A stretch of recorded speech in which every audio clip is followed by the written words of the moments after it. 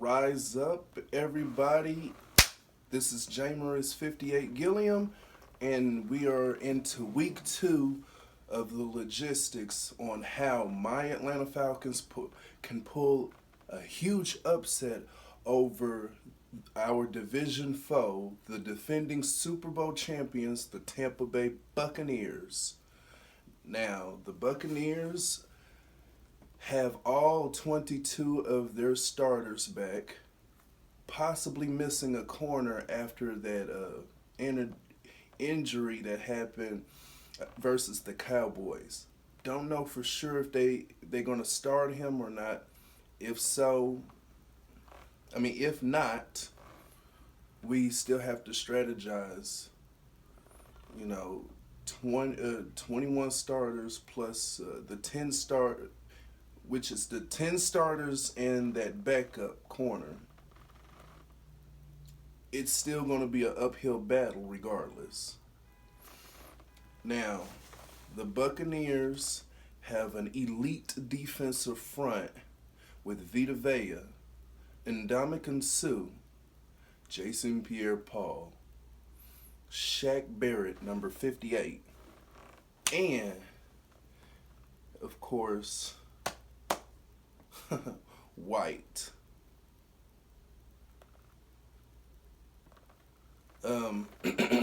These guys are a cutthroat defensive front.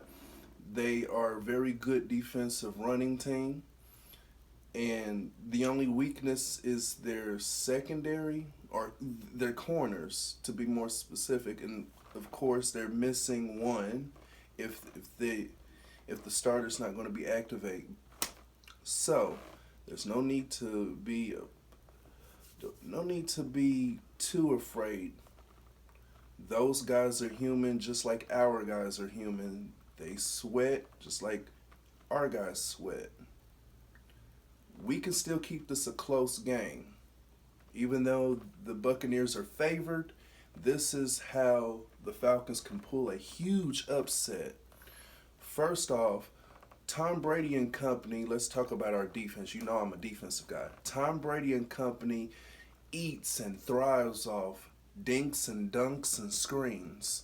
If we can get our outside linebackers or out defensive end covering the flats while we're being very aggressive up the middle and have our hands up when Tom is ready to toss those, it should be a difficult pass and catch.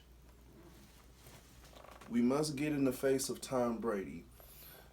We lost to a mobile QB last week. Tom Brady is not known to be a mobile quarterback. One of his biggest highlights of running was what? Breaking Brian Urlacher's ankles. You didn't know that, did you? Look it up. I saw it live. I was quite impressed. But let's not talk about that. We have to get him off his rhythm. And I know that O-line is one of the best. O-line, they only allowed 2 QB hits. Brady wasn't pressured much. They allowed 0 sacks. So we need to cover the flats to prevent screens, because screens are very effective in the Buccaneers' favorite offensive front. Choose your poison. Who do you want your best corner to cover? Do you want your corner to cover Mike Evans, who didn't get much touches, but against our defensive front, it's possible he can put up 100 yards game, a couple of touchdowns? Or is it Antonio Brown, the Pittsburgh Steelers legend? Or maybe Gronkowski could have a field day on our squad. You never know. Who's Brady gonna pass it to? Who is he gonna thrive with? Maybe Chris Godwin. Hey, he had a couple of drops versus the Cowboys, and he was blessed with OPI that wasn't called on him. You can get on my case talking about, oh, he was a back shoulder, know the rules. Last time I checked, when the ball's in the air, defender can't touch receiver, receiver can't touch defender. It's a OPI when the arm is extended. We're not going to get into that. I rest my case right off top. I know the rules. Now, let's talk about how we can get things done offensively.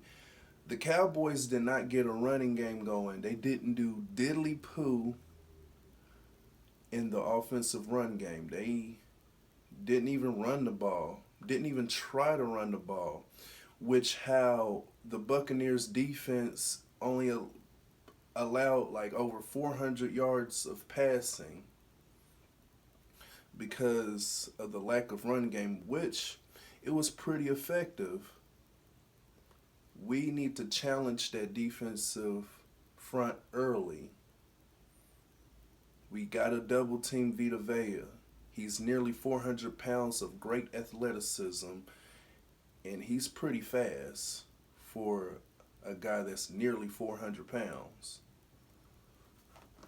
So, we got to get that run game up and going. I believe in Patterson. I believe in Davis that they can move the chains. They've done it before. Those two were the reasons why we've been moving the chains early in the game versus the Eagles and managed to get into the red zone. We got to keep that same energy and also score when we're taking red zone trips. Field goals is not going to be enough to beat the defending Super Bowl champs. We don't have the defense for that type of luxury. So, here's the 3 points that I want to make. Defensively, cover the flats. Be aware of the dink and dunks and screens. Get into Brady's face. Cut off his motions. Hands in the air. Probably 2 seconds after the snap because he will get rid of that real quick when he senses blitzes. Number 2, offensively, challenge them in the trenches with the running game. They're a good run defense, but we got some good running backs. We got offensive linemen that's ready to pin their ears and drive. And then coaching-wise, make good decisions. Be a little aggressive. Go for it on 4th down when you're in the red zone. You're giving Brady 80-plus yards if you're not successful, and your defense will be our defense will be well rested because, like I said, you're not going to defeat the Tampa Bay Buccaneers scoring field goals. We got to find that end zone, coaches. That's my logistics for today. Fellow Falcon fans, what is your opinion on how the Falcons can pull off this huge upset? Besides a prayer, a wish, and a star, pulling a wishbone, having a rabbit's foot, having a 4-leaf clover wedged in between your pants and underwear. And Buccaneer fans, if you're looking at this, what does it take to get that 50 burger on the Falcons? Because they're highly favored. Your squad is highly favored to defeat my squad. But I like our chances anyway. The scoreboard in the first quarter is always going to start off at 0-0. So that's why I'm very confident. It's a division foe that we know so well, and we can score on them. We did it last year. We wasn't successful. We got swept. Oh well. It's a new year, new week, whole different mindset.